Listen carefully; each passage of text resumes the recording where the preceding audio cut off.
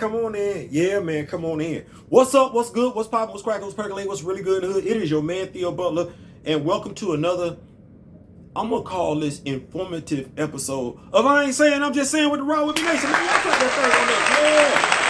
Y'all clap that thing on up. Y'all clap that thing on up. Oh, man. Before we begin, like, share, subscribe. If you like, leave a comment. If you don't like, leave a constructive comment. If you want to say, Theo, change it up, talk about something else. Cool. Give me a suggestion. I'll do that. Not above that. But anyway, and the reason why I make those suggestions is because I'm all about uplifting, sharing light and everything like that. Education. So leaving constructive comments. Honestly, whether I agree with you or not, I still learn. So if you know me, grow me, sharing is caring. That's what those comments do. Yeah. So it's Friday. And I want to touch on this thing because within the Rock With Me Nation community, there's a running joke in regards to Njobu. Now, that being said, I understand that there are some amongst us who we look at Njobu and we think Njobu is it. And we don't understand the significant differences between Njobu and Sion. I'm pretty sure there are quite a few anti-recasters that don't know anything about Sion. And some people don't even realize why it's so important, the differences between Sion and Njobu. But they are. And if we're talking about black is black, protecting our culture, then honestly, Sion is someone we should be pissed in the manner in which the person that was cast was portrayed. You know what? They say a picture's worth 1,000 words. I'll be right back. So yeah, let's talk about Njobu, because I know some people are like, man, what's the big deal, man? It's just a character. Okay, cool. So let's take a look at the history. Njobu was a prince of Wakanda in the late 20th century. He fathered a son in T'Chaka, aka Eric Stevens, with an American woman. She's so important, we didn't even give her a name. Council of Wakanda. We got it. No, we don't. It ain't 616. Never mind. But it does show you how significant. Anyway, never mind. I ain't gonna do that. While he was stationed in Oakland, California on a war dog mission, Njobu told his son about Wakanda and promised to take him there someday. His experiences outside of Wakanda opened Njobu's eyes to the racism and oppression people of African descent faced across the world. In the early 1990s, he colluded with the black market arms dealer Ulysses Claw to smuggle vibranium weapons out of Wakanda, which Njobu would put in the hands of African people worldwide so they could fight back against their oppressors. You had to go with Claw? In the early 1990s? Yeah, anyway. Somebody's not doing the history. King T'Chaka found out about his brother Njobu's plan through another war dog, Zuri, who was secretly placed alongside Njobu to monitor his activities. T'Chaka, in his Black Panther attire and two-door Melage, went to Njobu's apartment in Oakland to confront him and bring him back to Wakanda, where he would stand trial for his crimes, as several Wakandan citizens were killed in the raid he organized with Claw. You know, in the comic books, there were quite a few Wakandans killed. Eric's parents were killed, but Sion had nothing to do with that. And Eric actually took out vengeance on the people that were responsible for his parents' death. But he ain't stopped that either. That's another story, though. Njobu turned his gun on Zuri, who he knew as James, for betraying his trust. T'Chaka saved Zuri from Njobu's bullet and killed his brother when he dug his panther claws into Njobu's chest. That's kind of tough right there.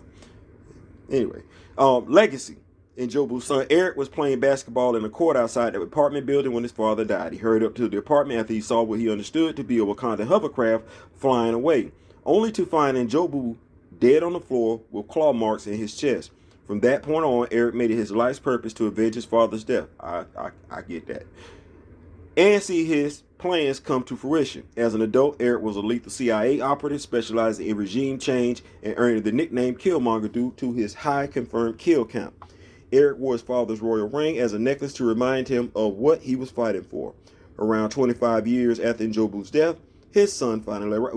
We know the rest of this because this wasn't about Eric. This was actually about Njobu. But I don't want to do that because that's Njobu. That's what Ryan gave y'all. Y'all say can't nobody do wrong. I like to take a look at the comics though. Scion. Scion the Fast. Wonder why they call that dude Scion the Fast. Let's take a look at his history. The son of King Azadi the Wise and the brother of T'Chaka, being a great thinker and fighter with strength and speed, on par with his brother, Scion was given the nickname Scion the Fast. After T'Chaka was assassinated by Ulysses Claw, Scion ascended to the throne and became Black Panther. He was a just ruler, though it was never his intention to rule. At the tournament to decide the next Panther to rule Wakanda, Scion was defeated by T'Challa and happily stepped down so his nephew could rule. He remained one of the leading advisors to the Panther after his defeat. Staying by his nephew's side, he was killed during the events of Doom War, where he stepped in front of incoming gunfire to protect Queen Ramonda. You know Doom War, you know that thing y'all don't want to look at. Y'all don't want to use this to introduce a different actor playing the role of T'Challa. Yeah, that Doom War. Anyway, where he stepped in front of incoming gunfire to protect Queen Ramonda when Dr. Doom ordered for his soldiers to gun her down. Wow. Wow. Definitely two different stories. I don't know why I can give quite a few excuses as to why we like the first one. Because we like drama. Drama make TV, right? Yeah. Doesn't necessarily make for morals. Doesn't necessarily make for standards. But I guess when you're talking ratings, excitement, I guess drama is what it is. But T'Challa and his family aren't supposed to be about drama. That's what you got. You like Njobu? You ain't got questions as to why Njobu over Scion? Scion sacrificed his life. Njobu sacrificed his life for who? Now here's the question, the $1 billion question that ain't nobody gonna ask. Why did we create Njobu and we have Scion sitting right there? Is it because we needed to create a character, albeit I guess a sympathetic character, that was more like Cain and Abel? Is that what we needed to do? We couldn't portray Scion as the younger brother who would have been emotionally distraught that his older brother was murdered. We couldn't have did that. We couldn't have portrayed this story in any other way in which Ulysses Claw, after Baron Zemo killed T'Chaka, that he came in the first 5 minutes of Black Panther, say that he was responsible for Sion's death. We couldn't have made up a story that the reason why W'Kabi was so mad at Claw was because he was Sion's son and he was mad that Claw killed Sion and he wanted revenge. We couldn't have made W'Kabi and T'Challa first cousins.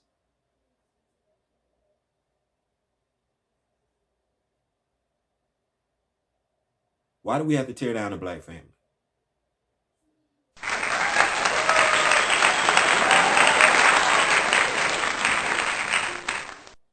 Here's the irony to the situation.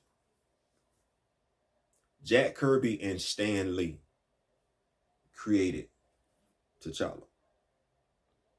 They did. And when we look at Sion,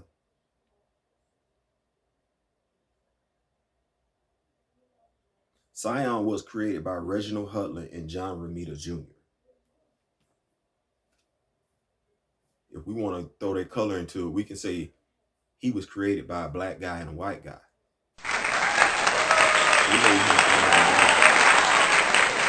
They didn't make him malicious.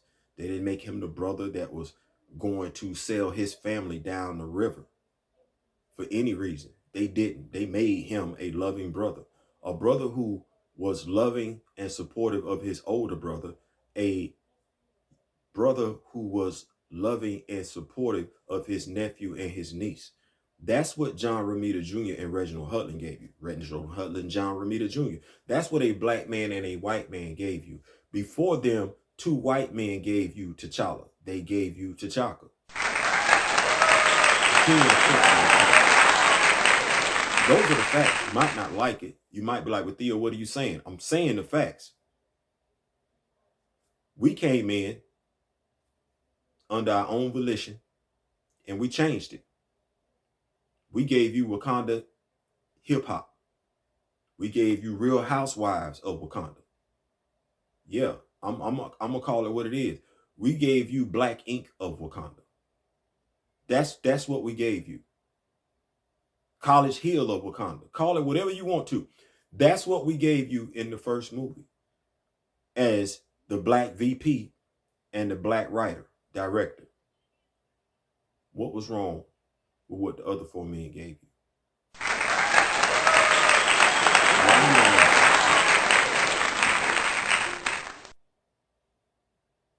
Why we don't talk about it like we're supposed to? And I mean with volume.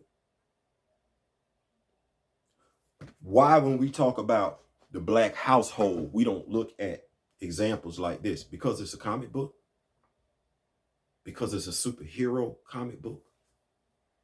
Would it be better if we said to ourselves, one of our black authors wrote this? A black author who writes fiction but not comic books.